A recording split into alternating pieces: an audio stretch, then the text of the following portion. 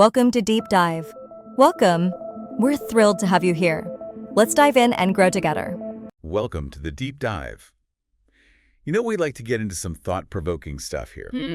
And today is no exception, maybe even more so. Yeah. Because we're diving into Greed Is God. Ooh. Which might sound a little intense. intense, right? It's a book of discourses by Sadhguru. Right. And this one was sent in by a listener. Awesome. So thank you to that listener for sending this in. Absolutely.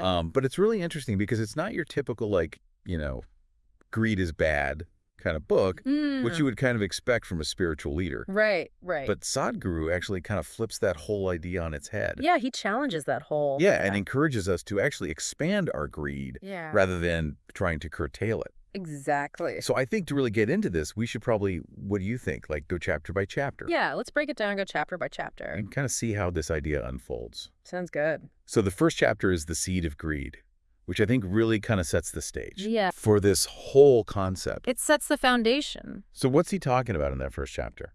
So he starts by comparing our desire to a seed, and he says, if you plant a seed in a tiny little pot, Right. it's only going to grow so big, right? Right. Limited. Yeah, exactly. Limited by the size of the pot. Yeah. But if you take that same seed and you plant it in, the open ground... It could flourish. It can flourish. It can become like this magnificent tree, right?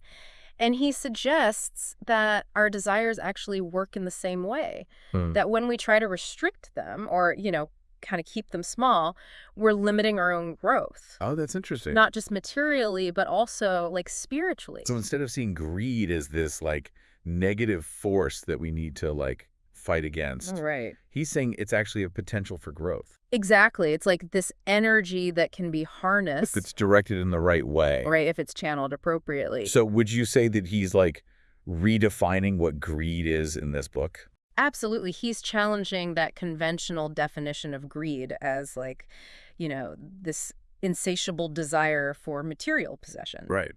And instead, he's saying that it's really about this fundamental longing to expand, to experience more of life, to reach your full potential. And he actually challenges the traditional idea of contentment too, right? He does. Which is... He says contentment can actually be a trap. Oh, wow. Yeah, because while it might seem like, contentment, that's the goal, right? Peace, contentment. Yeah. He says that can also lead to stagnation. It can trap us in a limited version of ourselves. That's the point. Because if we're content with where we are, we're not going to strive for anything more. Right. We're not going to push ourselves to grow and evolve. He uses this powerful analogy, I think it's in the second chapter, the one about the expanding prison cells. Yeah. Where, even if you keep making the prison cell bigger and more comfortable, you're still in prison. Right, exactly. You're still confined. And that's what he's saying about contentment.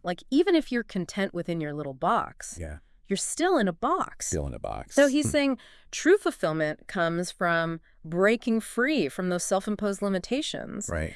And embracing boundless expansion. Which I guess is kind of what he means by expanding our greed. Exactly. Right. It's not just wanting more stuff, but wanting more out of life itself. Yeah, more experience, more knowledge, more growth. So this idea of boundlessness actually ties directly into chapter 2, Boundless Greed, Limitless You. Yeah. Right. Absolutely.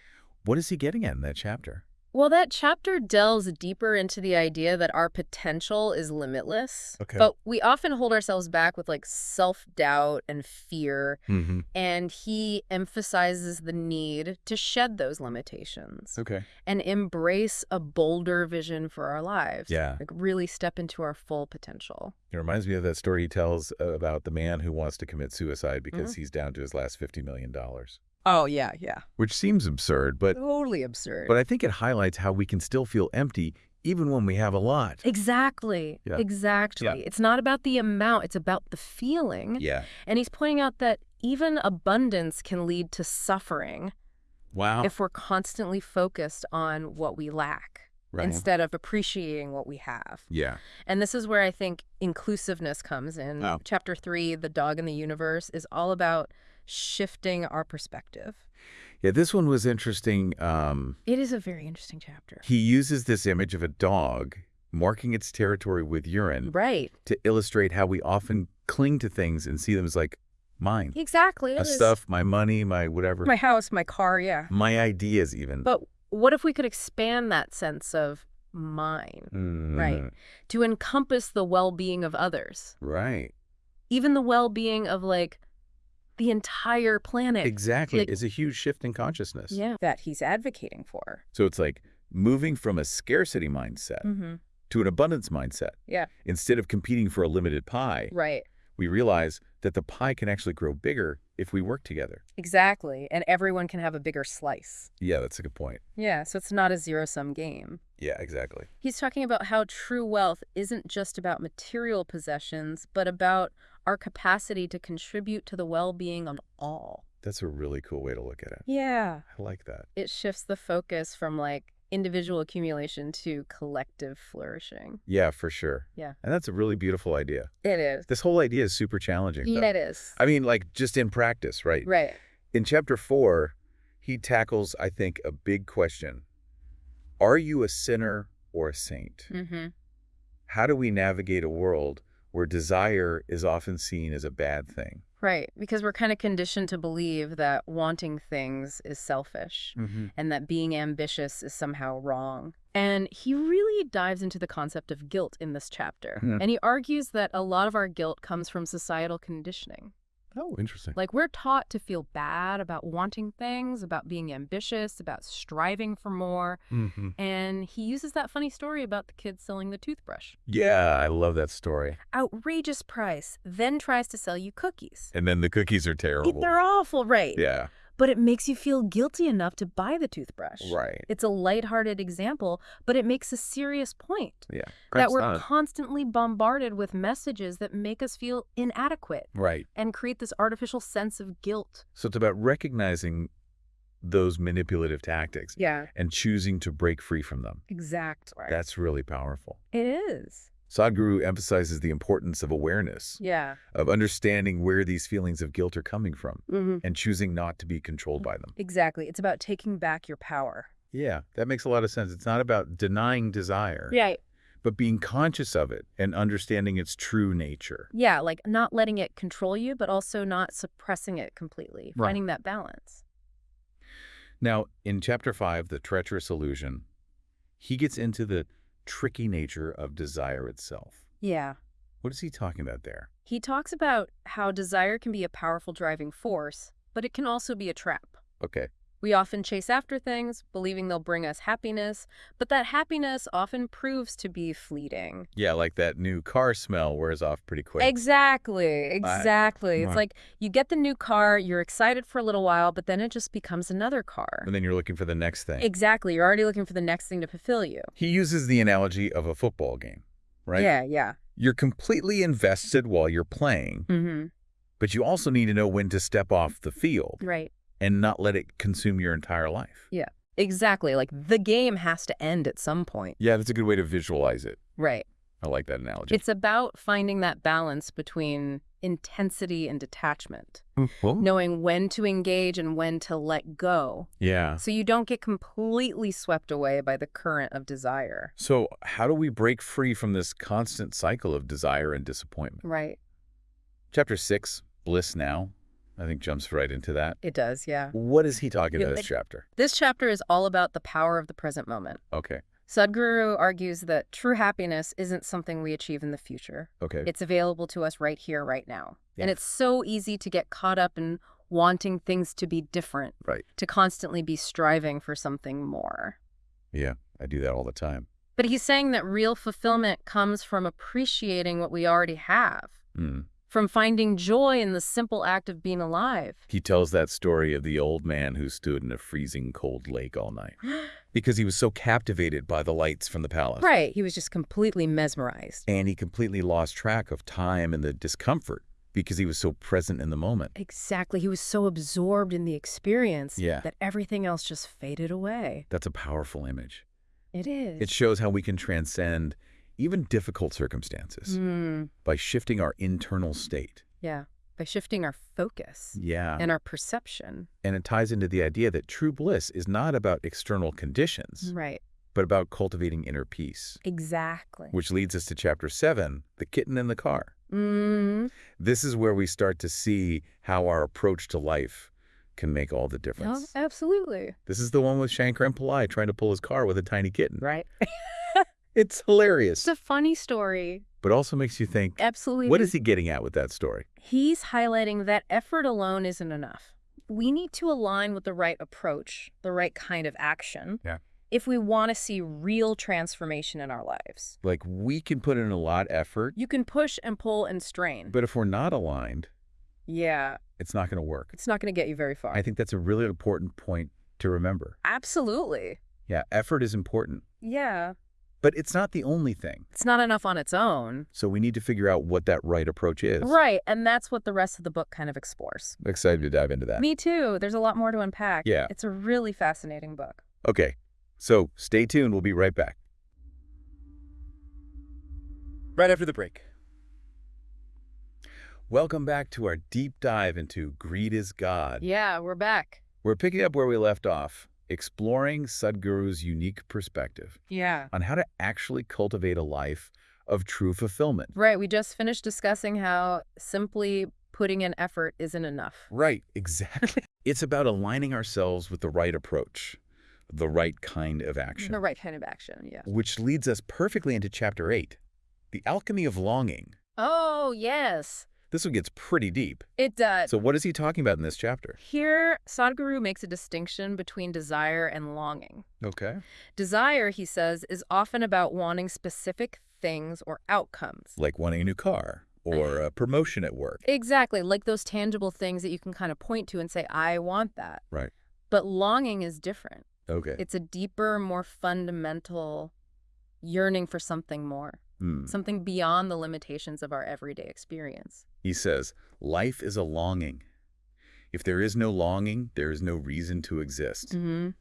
Powerful, right? That's pretty powerful. He's suggesting that this innate yearning for something more, this longing for something that transcends our current reality, that is actually the very essence of life itself. And this longing, he says, can be a powerful fuel for our spiritual growth. Absolutely. It's like the engine that drives us forward towards something greater than ourselves. He talks about a specific meditation program he created called Bhava Spandana, which is designed to help people connect with this longing. Yeah, this raw, primal longing that exists beyond the limitations of the body and mind. So it's about tapping into a longing that's so big, so vast, that it can't be satisfied by any one thing. Exactly. It's not about getting that next car or that next promotion. It's about connecting with a longing for the infinite, for something that transcends the limitations of the material world. Which was where greed comes back in. Right? Full circle. It's about channeling that longing, that greed, for something more into a spiritual pursuit. Exactly. Instead of trying to satisfy that longing with external things, we turn it inwards and use it as a fuel for our spiritual growth. In Chapter 9, The Source of Thought, Sadhguru delves into the nature of our thoughts. Our thoughts. And how they can either limit us or liberate us. Absolutely. Thoughts are powerful. There's a lot of talk these days about the power of positive thinking. Right. Manifest your reality. About how our thoughts create our reality. But Sadhguru takes a different approach. He does. What's he saying about thought? Well, he acknowledges that thoughts do play a role in shaping our experiences. Especially in the physical realm. Like, if you want to build a house, you first need to have a mental image of what you want it to look like. Exactly. You need a blueprint. But when it comes to our spiritual growth, to our ultimate well-being, thoughts can actually be a hindrance. That's interesting. Yeah, because... What is that? Because they're limited by what we already know. Like, we can only think about things we've already experienced or variations of those experiences. Oh, that makes sense. So if we're solely reliant on our thoughts, we're essentially trapping ourselves within a very limited range of possibilities. So this is where he challenges the Buddhist concept of desirelessness, right? Yeah, he does. The idea that to achieve enlightenment, you have to eliminate all desire. Because if we eliminate all desire, we're also eliminating the possibility of experiencing something new, something beyond our current understanding. Which is a paradox, because desire can both limit us and propel us forward. Exactly. It's a double-edged sword. Yeah. So what's the solution? Right. Good question. In Chapter 10, Beyond Desire and Desirelessness, Sadhguru offers a third path. Instead of trying to suppress desire or eliminate it altogether, he says, we need to transform it. Yeah, we need to alchemize it. He says, you can take away the content from the desire and make it grow in a huge way. So big that it is no longer limited to the physical realm anymore. Powerful, right? So instead of wanting specific things, we cultivate a longing for the infinite. Yeah. For something that transcends the material world. It's about shifting from I want to I long for. Okay. It's a subtle shift, but it makes all the difference. And that longing, when directed toward the ultimate, becomes a powerful force for spiritual growth. Exactly. It's what he calls pure greed. Pure greed, yeah. This whole section really flips the script on conventional morality. It does. It reframes greed not as a vice, but as a potential pathway to the divine. It's a radical idea. It is. But it makes a lot of sense when you really think about it. In the final chapter, The Greed to Include, Sadhguru brings it all together. Yeah, he ties it all up in a nice little bow. He challenges us to expand our greed to encompass the well-being of all beings. He says, please be greedy. Whatever well-being you are experiencing, just be greedy enough to see that everybody should have this. That's such a powerful message. It is. It challenges us to expand our vision, to see ourselves as part of a larger whole. And to recognize that our own well-being is inextricably linked to the well-being of all. Exactly. We're all in this together. We are. Which brings us back to that central question. A big question. What does it truly mean to be greedy?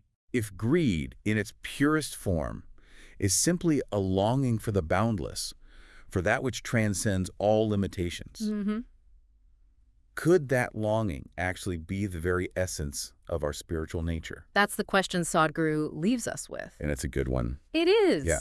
And it might just change the way we see the world and ourselves. Absolutely. It's definitely something to ponder. Yeah, some food for thought. Welcome back to the deep dive. It's the final part of our exploration of Greed is God. And my mind is kind of blown. I feel like we've covered so much. We have. From redefining greed to the idea of boundless longing. Right. It's been a wild ride. It has been quite a journey. So in this last part, I think it would be really helpful to kind of shift gears a bit. Okay. And explore a practical tool. Yeah, some practical application. That Sadhguru offers for actually putting all these ideas into practice. Right, because it can sound very theoretical. Yeah, totally. But he does give some very tangible practices. You're talking about Isha Kriya, right? Exactly. This simple meditation technique he introduces toward the end of the book. It's a guided meditation Okay. that helps you to really connect with the source of your existence and create a life in alignment with your deepest desires. I'm really curious about this. Yeah. Can you walk us through how it works? Sure. It's a 3-stage process. Okay. The first stage involves recognizing that you are not the body. Okay. And you do this by mentally repeating the phrase, I am not the body, as you inhale. Okay. And I am not even the mind, as you exhale. So it's like you're consciously creating a separation between your true self and those kind of like physical and mental layers. Right. The layers that we tend to identify with, but that aren't really who we are at our core. The second stage takes this separation even further, right? It does. You focus your attention on the space between your eyebrows, Oh, wow. the Ajna chakra, and simply become aware of your existence in that space. So it's about accessing a state of pure awareness. Exactly. Beyond the constant chatter of the mind. Just pure being, no thoughts, no sensations. And in the final stage, you even dissolve the sense of being a separate self. Yeah, that's the ultimate goal. You simply exist, pure and boundless, connected to the source of all creation. It's a state of oneness. That sounds incredibly powerful, almost like a complete surrender to something much larger than ourselves. It is a surrender. Yeah. And the benefits that people report from practicing Isha Kriya are pretty remarkable. Like what kind of benefits? Well, one of the most common ones is a profound sense of clarity and peace. I'll try. As you detach from that constant stream of thoughts and worries, Right. you naturally experience a deep inner calm. That makes a lot of sense. It's like quieting the noise so you can finally hear your own inner voice. Exactly. It creates space for that inner wisdom to emerge. I've also heard that Isha Kriya can actually increase your energy levels. Yeah, a lot of people report that. Which seems counterintuitive, It does. since you're essentially just sitting still. Right. You would think it would be the opposite. The truth is, we expend a lot of energy on mental activity, Oh, yeah. on worrying, planning, and analyzing. Right. Constantly thinking. And when you quiet the mind through Isha Kriya, you free up all that energy Yeah. that was previously tied up in those thought patterns. So it's not about creating more energy, but rather about releasing the energy that was already there. Right. It was there all along. But was being misdirected. Exactly. You're just removing the obstacles. And as you connect with your inner being, you naturally tap in to a source of boundless energy and vitality. It's like plugging into a power source. That's amazing. What about our connection to the world around us? Does Isha Kriya have any impact on that? Yeah, I was going to ask about that. Absolutely. As you cultivate inner stillness, you become more present. Okay. More attuned to the subtle nuances of life. More aware. You start to notice things you never noticed before, appreciate things you might have taken for granted. It's like you're waking up to the beauty and wonder that's always been there. But you were too caught up in your own head to see it. Exactly. You're no longer lost in thought. Yeah. You're fully present in the moment. And that increased awareness naturally leads to a deeper sense of connection, right? It does. Not just to yourself, but to all of life.